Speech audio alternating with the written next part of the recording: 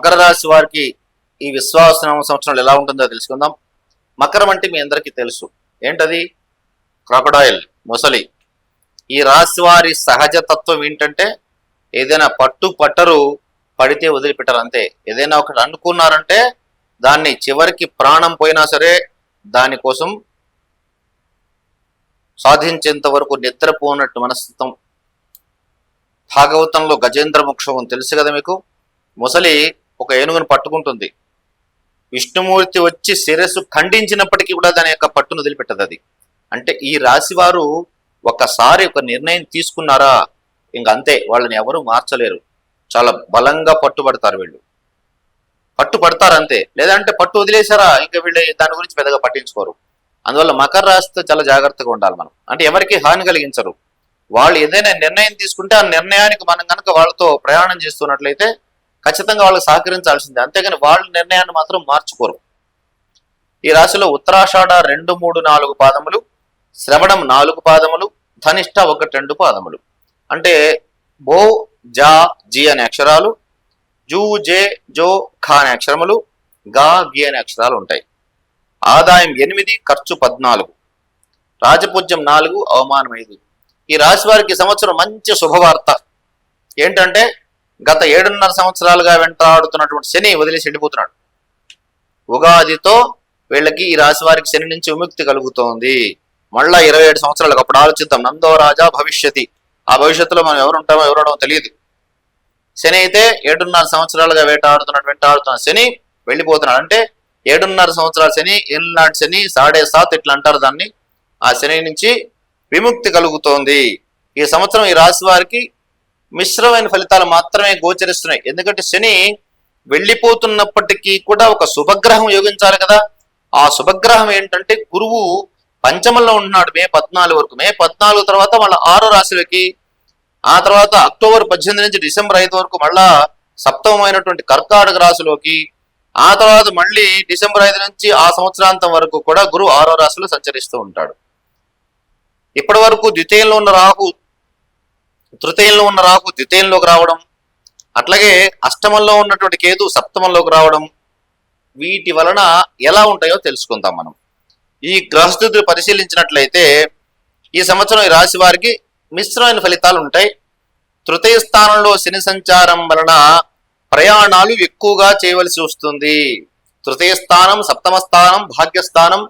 అంటే మనకి short cut journeys, long journeys, ఇట్లా జ్యోతిష్ శాస్త్రం మనం చెప్తూ ఉంటాం. తృతీయ స్థానం షార్ట్ కట్ జర్నీస్ కి చాలా ఇంపార్టెంట్. ఆ స్థానంలో శని సంచారం చేయడం వలన ఎక్కువగా ప్రయాణాలు చేయవలసి వస్తుంటుంది కదా. పని అవుతుందా కాదా తర్వాత విషయం, పోయిన పని అవుతుందా లేదా తెలియదు, కానీ ఎక్కువగా ప్రయాణాలు చేయవలసి వస్తుంటుంది. గత సంవత్సరం కంటే కాస్త మెరుగ్గా ఉంటుందని చెప్పవచ్చు. ఆర్థిక విషయాల్లో కొంతవరకు వీళ్ళకి కొంత ప్రయోజనకరమైనటువంటి విషయాలు కూడా అనుకూలంగా ఉంటాయి. ఆకస్మికంగా తెలియకుండా ఎక్కడో ఒక చోట నుంచి కొంత ధన ప్రాప్తి కలిగేటువంటి అవకాశం ఉంది. ఆరోగ్య విషయంలో ముఖ్యంగా మే 14 వరకు ఉదర సంబంధమైనటువంటి వ్యాధి, అంటే లివర్ సంబంధమైన వ్యాధి రాకుండా చూసుకోవాలి. సంవత్సరాంతంలో ఆరోగ్య విషయంలో మళ్ళీ కాస్త జాగ్రత్త వహించాలి. ఎందుకంటే బృహస్పతి 6వ స్థానంలోకి వెళ్తున్నాడు డిసెంబర్ 5 నుంచి మళ్ళా ఆ సంవత్సరం అయిపోయేంత వరకు. గురువు 6వ స్థానంలో ఉన్నట్లయితే డైజెషన్ ప్రాబ్లం వస్తుంది. సహజంగా జాతక చక్రంలో గురువు ఉంటే అది లైఫ్ లాంగ్ ఉంటుంది, కానీ ఇది గోచరించేటువంటిది గోచారము. గోచారం అంటే అర్థం ఏంటంటే మనకు గోచరిస్తుంది, స్పష్టంగా కనబడుతోంది ఈ సంవత్సరం గ్రహాలు ఎక్కడున్నాయి, ఏం చేస్తాయి అన్నటువంటిది. కాబట్టి ఎక్కువగా గురువు 6వ స్థానంలో సంచారం చేస్తున్నాడు. కాబట్టి ఉదర సంబంధ వ్యాధి లేకుండా చూసుకోవాలి. వివాహం కాని వారికి అక్టోబర్ 18 నుంచి డిసెంబర్ 5 లోపల తప్పనిసరిగా వివాహం అవుతుంది. వైద్య సంబంధ విషయాల్లో కూడా సంవత్సరాంతంలో ఆరోగ్య విషయంలో డబ్బు ఖర్చు అయ్యే అవకాశం ఎక్కువగా ఉంది. ద్వితీయార్థంలో కూడా మిశ్రమ ఫలితాలు ఉంటాయి. ఉద్యోగం ఎవరైతే చేస్తూ ఉన్నారో వారి ఖచ్చితంగా ట్రాన్స్ఫర్ తప్పదు. కాకపోతే కొన్ని విషయాల్లో మీరు చేపట్టిన కార్యాల్లో ఏవైతే ఉంటాయో నేర్పు, ఓర్పు, మేధాశక్తి ప్రదర్శించి మీరు చేపట్టిన ముఖ్యమైన కార్యాలన్నింటినీ కూడా మంచి ఫలితాలు సాధిస్తారని చెప్పడంలో ఎటువంటి సందేహము లేదు. మీరు ఏదో కార్యక్రమం మొదలు పెట్టారు, తప్పనిసరిగా చక్కటి అద్భుతమైన కార్యం, అది ఉద్యోగమా, వివాహ ప్రయత్నమా, ఇంటి నిర్మాణమా, ఇంకేదో వ్యవహారమా, రాజకీయ రంగమా, ఏదో మొదలు పెట్టేశారు, దాన్ని తప్పనిసరిగా మీరు సాధిస్తారు. కాకపోతే ఆహార విషయంలో చాలా జాగ్రత్తగా ఉండాలి. ఎందువల్లంటే 6వ స్థానంలో గురు సంచరిస్తున్నప్పుడు మనం తీసుకున్నటువంటి పదార్థాలు వికటించి కొంతవరకు ఇబ్బంది కలిగించే అవకాశం ఉంది. కాబట్టి ఆహార విషయంలో చాలా జాగ్రత్తగా ఉండాలి. ఫుడ్ పాయిజన్ కూడా, తీసుకునే ఆహారం మంచిదైనప్పటికీ కూడా మీకున్న గురు సంచారం వలన పాయిజన్ అయ్యే అవకాశం కూడా కనపడుతూ ఉంది.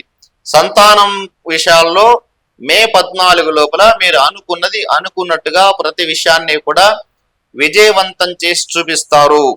మీరు చేసేటువంటి వృత్తిలో కానీ, ఉద్యోగంలో కానీ, వ్యాపారంలో కానీ, వ్యవహార రంగం కానీ, మీరు జడ్జా, లేకపోతే రాజకీయ రంగమా, లేకపోతే డాక్టర్సా, లేకపోతే ఇంజనీర్సా, మీరు ఏ రంగంలో ఉన్నప్పటికీ కూడా విపరీతమైనటువంటి ఒత్తిడి ఎక్కువగా ఉంటుంది, స్ట్రెస్ ఎక్కువగా ఉంటుంది. చేపట్టిన ప్రతి కార్యాన్ని విపరీతమైన ఇబ్బందులు వచ్చిన తర్వాత మాత్రమే మీరు చేసే ప్రతి పని అత్యంత శ్రమతో, కాఠిన్యంతో, కఠినంగా, దీర్ఘకాలికంగా శ్రమించి మాత్రమే విజయవంతం అవుతారు. బంధుమిత్రులతో కలుస్తారు, చక్కగా విందు వినోద కార్యక్రమంలో పాల్గొంటారు. మిమ్మల్ని మీరు ఎవరినైతే నమ్ముతారో వాళ్ళు మోసం చేసే అవకాశం ఉంది. ఎరా బాబు, నన్ను ఇంతగా మోసం చేసావు, నేను నమ్మితే అంటే నువ్వు నమ్మావు కాబట్టి మోసం చేస్తా ఉంటాట వాడు. అట్లాంటి వాళ్ళతో జాగ్రత్తగా ఉండండి. కుటుంబ సంబంధమైనటువంటి విషయాలన్నింటిలో కూడా మీ కుటుంబంలో ఉన్నతమైన వ్యక్తులు కానీ, అనుభవజ్ఞుల పెద్దల చేత కానీ సలహాలు తీసుకోండి. వాళ్ళ సహాయ సహకార్యక్రమాలు అందించుకోండి. తద్వారా మాత్రమే మీ కుటుంబంతో మీరు చేపట్టిన కార్యక్రమాలు విజయవంతం చేస్తారు. అట్లాగే మీ యొక్క కుటుంబ సభ్యులతో ఎవరైతే ఉన్నారో వాళ్ళతో మాట పెరగకుండా చూసుకోవాలి. ఎందుకంటే ద్వితీయ స్థానంలో రాహు సంచారం మొదలవుతుంది మే 18 తర్వాత. మీరు చెప్పాలనుకున్న విషయాన్ని సరిగ్గా చెప్పలేకపోవచ్చు. దాని వలన మీ కుటుంబ సభ్యులు కానీ, మిత్రులు కానీ, స్నేహితులు కానీ, ఆత్మీయులు కానీ, పెద్దలు కానీ, భార్య కానీ, పిల్లలు కానీ, ఎవరైనా సరే మీరు ఏదో చెప్పకుండా కొంత దాచిపెడుతున్నారని చెప్పేసి అపార్థం చేసుకొని మీతో యుద్ధం చేస్తారు వాళ్ళు. కాబట్టి ద్వితీయ స్థాన రాహు అనే విషయంలో ఇది ఇంకా సంవత్సరన్నర కాలం ఉంటుంది. కాబట్టి మీరేం చేయాలంటే ఏది చెప్పాలనుకుంటున్నారో స్పష్టంగా చెప్పేసేయండి. తద్వారా మీకు మనస్పర్ధలకు లేకుండా అవకాశం ఉంటుంది. మే 18 వరకు కూడా తండ్రి యొక్క ఆరోగ్యం జాగ్రత్తగా చూసుకోండి. ఎందుకంటే భాగ్యస్థానంలో కేతు సంచారం వలన మే 18 వరకు విదేశాలు వెళ్ళాలనుకున్న వారికి కూడా వీసా చేతికి వచ్చిన దాకా సందేహమే. అట్లాగే 9వ స్థానం తండ్రి స్థానం కాబట్టి తండ్రి ఆరోగ్యం కూడా ఇబ్బందికరంగా ఉంటుంది. మీకు రావలసినటువంటి లాభాలు ఏదైతే ఉన్నట్లేదో అవి కూడా బ్రేక్ పడే అవకాశం ఉంది.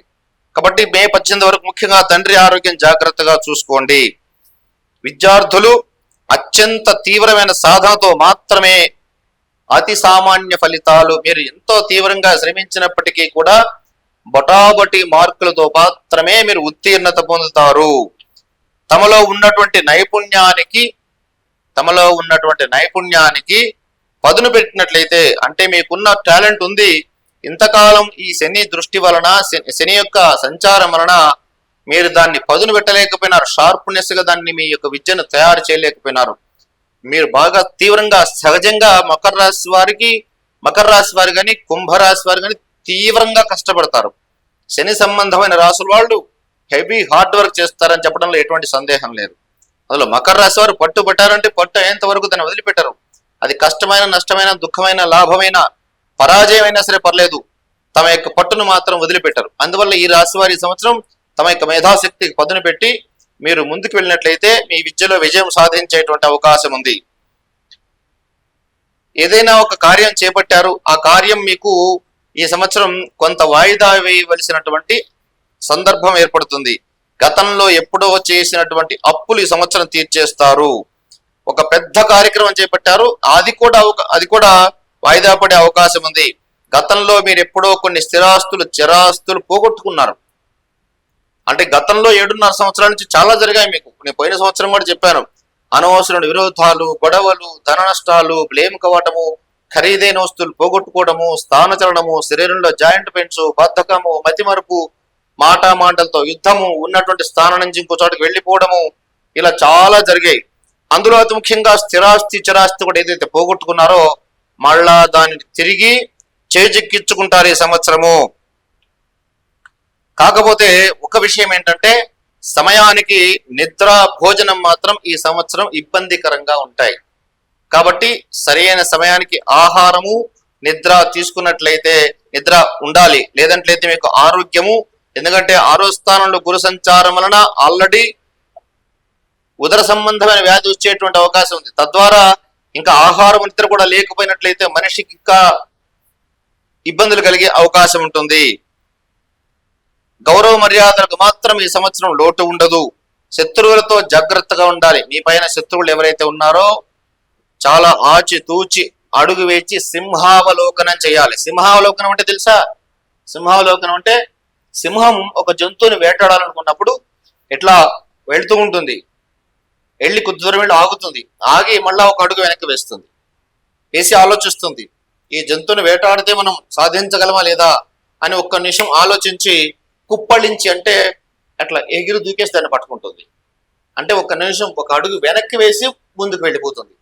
అట్లా మీరు కూడా ఈ సంవత్సరం ప్రతి విషయంలో కూడా సింహావలోకనం చేసి ముందుకు వెళ్ళాలి, లేదంటే ఇబ్బందులు పడతారు. శత్రువులతో కూడా జాగ్రత్తగా ఉండాలి. కోర్టు విషయాల్లో కూడా ఈ సంవత్సరం మీకు అంత అనుకూలమైనటువంటి సమయం కాదు, వ్యతిరేక ఫలితాలు వచ్చే అవకాశం ఉంది. కేతు అష్టమ సంచారం వలన అనుకోనటువంటి ఆపదలు వచ్చే అవకాశం ఉంది. మీ తండ్రి గారికి ఆరోగ్య విషయంలో మళ్ళీ చెప్తున్నాను, జాగ్రత్తలు తీసుకోండి. అష్టమం అనేటువంటిది నవమానికి వ్యయం కాబట్టి జ్యోతిష్ శాస్త్రరీత్యా ఇబ్బంది కలిగే అవకాశం కనబడుతుంది. అట్లాగే అనుకోనటువంటి ఆపదలు, చేయనటువంటి నేరానికి కూడా మీరు గురయ్యే అవకాశం ఉంది. ఆ నేరారోపణలు ఎదుర్కోవడం, బంధుమిత్రులతో అకారణంగా దేశం పెరగడం, అవమానాలు పొందటం జరుగుతూ ఉంటుంది. కాబట్టి ఇన్ని రకాల సమస్యలు ఈ సంవత్సరం శని వెళ్ళిపోయినప్పటికీ కూడా బృహస్పతి యొక్క అనుకూలం లేకపోవడం వలన ఇవన్నీ మీ వెంటబడుతుంటాయి.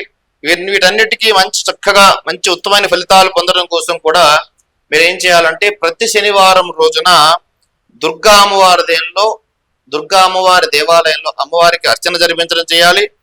ప్రతి ఆదివారం గణపతి దేవాలయంలో ప్రదక్షిణ చేయడము, సత్ గురువుల సందర్శనము, సన్యాసులు పీఠాధిపతులు ఎవరైతే ఉంటారో వాళ్ళ మీకు దగ్గరలో ఉంటే ఏదైనా పీఠం ఉన్నట్లయితే ఆ పీఠంలో గురువుగారు ఉంటారు, వారిని వెళ్ళి దర్శించుకోవడం, వాళ్ళకి నమస్కరించినంత మాత్రమే కొన్ని దోషాలు పోతాయని శాస్త్రం చెప్తోంది. కాబట్టి వాళ్ళని దర్శించుకోవడం వల్ల కూడా కొన్ని అద్భుతమైన ఫలితాలు మనం పొందవచ్చు. ముఖ్యంగా హైదరాబాద్ ప్రాంత వాస్తవ్యులైనట్లయితే మనకి పుష్పగిరి పీఠం ఉంది, బేగంపేట ఫ్లైఓవర్ దగ్గర పక్కనే పీఠాధిపతులు స్వామీజీ అక్కడ ఉంటారు. అట్లాంటి వారి దర్శనం వలన కూడా మనకి కొన్ని దోషాలు పోతాయి. కాబట్టి అక్కడికి వెళ్ళడం, అట్లాంటి గురువులు దర్శనం చేసుకోవడం, లేదా దక్షిణామూర్తి ఆరాధన, లేదా దత్తాత్రేయ స్వామి వారి ఆరాధన అట్లాంటివి చేసుకుంటే చాలా బాగుంటుంది. అదృష్ట సంఖ్య 4, 5, 6. అట్లాగే బుధవారం, శుక్రవారం, శనివారం అదృష్ట వారములు. అదృష్ట రత్నం వచ్చేసి ఇంద్రనీలం, వజ్రము లేదా జాతి పచ్చ రాయి పెట్టుకోవచ్చు. అదృష్ట దిశ వచ్చేసి దక్షిణము. అదృష్ట వర్ణం వచ్చేసి ముదురు ఆకుపచ్చ, ముదురు నీలము, తెలుపు. శుభం.